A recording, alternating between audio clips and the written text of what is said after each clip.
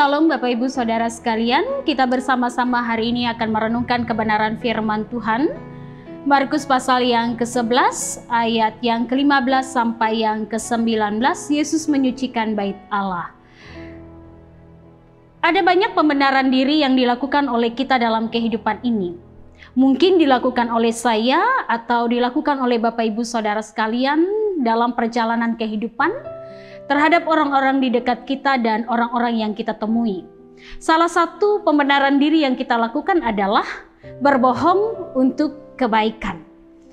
Kita beranggapan bahwa untuk kebaikan tidak masalah kita berbohong.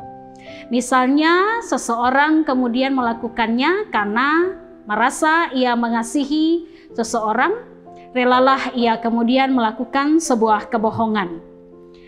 Fakta itu yang kemudian terjadi saat kita bersama-sama melihat aktivitas di bait Allah. Pembenaran diri juga kemudian dilakukan karena beranggapan bahwa yang dilakukan bukanlah sesuatu masalah, bukan sesuatu yang melanggar kemudian dari ketentuan yang diberikan oleh Allah, dari segala yang Allah berikan dalam bentuk perintah-perintah. Membenarkan diri bolehlah ada penukaran uang dengan kemudian nilai keuntungan yang boleh diraup untuk secara pribadi. Bolehlah menjual, belikan misalnya merpati, lembu, kambing, domba. Toh itu hanya untuk kemudian juga persembahan yang dibawa masuk ke dalam bait Allah.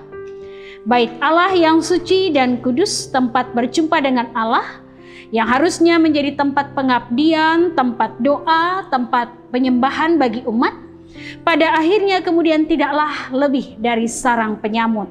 Inilah yang dilakukan oleh Yesus saat ia memutuskan untuk kemudian menyucikan bait Allah dari orang yang melakukan penukaran uang untuk kepentingan keuntungan pribadi, dari jual beli merpati, lembu, kambing, domba, dan segala sesuatu untuk persembahan, supaya rumah Tuhan tetap menjadi rumah doa, bukan lagi sarang penyamun.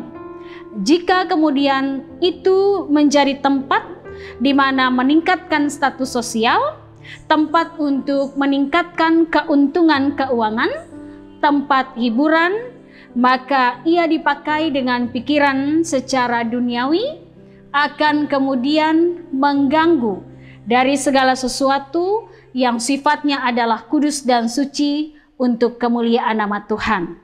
Mari kita bersama-sama belajar dari apa yang telah Yesus lakukan ketika ia menyucikan bait Allah ini dengan juga kehidupan kita setiap pribadi. Mari kita menempatkan rumah Allah tetap suci dan kudus, tempat di mana kita berjumpa dengan Tuhan. Bukan tempat menaikkan status sosial, bukan pula tempat untuk mencari keuntungan kita pribadi, bukan untuk kemudian kepentingan-kepentingan kita, tetapi sungguh untuk kepujian dan kemuliaan nama Tuhan, tempat kita berjumpa dalam doa dan penyembahan kepada Tuhan. Seraya juga mari tempatkan tempat yang kudus bukan hanya rumah Tuhan, gereja, tetapi juga kemudian hati dan hidup kita. Kita juga menata supaya dengan demikian menjadi tempat yang layak pula untuk kemuliaan nama Tuhan. Jangan tempatkan pikiran bahwa ada banyak pembenaran diri ini untuk kemuliaan nama Tuhan, sehingga mengizinkan kita untuk kemudian melakukan pelanggaran dan kesalahan. Tidak ada pembenaran diri bahwa misalnya berbohong itu adalah untuk kebaikan, atau berbuat sesuatu yang melanggar kehendak Tuhan untuk kemuliaan nama Tuhan. Kiranya Tuhan memampukan kita untuk melakukan firman-Nya, menjadikan hati hidup kita dan rumah Tuhan tetap menjadi tempat kudus untuk berjumpa dengan Tuhan. Amin.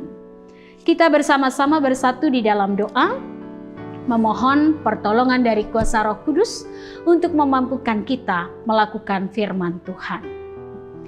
Kami bersyukur dan berterima kasih ya Bapa di sorga atas kehidupan yang Tuhan anugerahkan bagi kami. Setiap hari kami menyendengkan telinga kami untuk mendengar tiap kebenaran firman-Mu. Tolonglah kami untuk melakukannya dalam kehidupan kami setiap hari.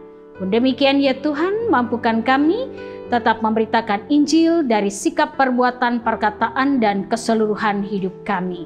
Bapa yang pemurah, Allah yang baik, Kami juga menyerahkan kehidupan kami semua, jemaat Tuhan, tua muda, dalam setiap tugas aktivitas keseharian kami, baik sebagai orang tua maupun anak-anak, bagian dari jemaat Tuhan. Mampukan kami melakukan tugas aktivitas kami dengan baik, sehingga kami tetap mengandalkan Tuhan dan melibatkan Tuhan dalam setiap kehidupan kami. Senantiasa melibatkan Tuhan dalam rencana hidup kami, dalam usaha dan pekerjaan, dalam gumul dan juang kami.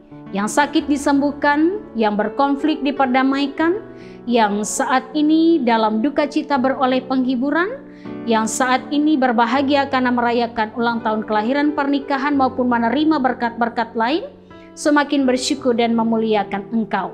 Panggillah kami dan pakailah kami pula hamba-hamba Tuhan agar tetap melayani dengan kesungguhan hati, bukan hanya berkenan di hadapan manusia, terlebih berkenan di hadapan Tuhan. Di dalam nama Yesus Kristus kami berdoa, bersyukur dan memohon. Amin.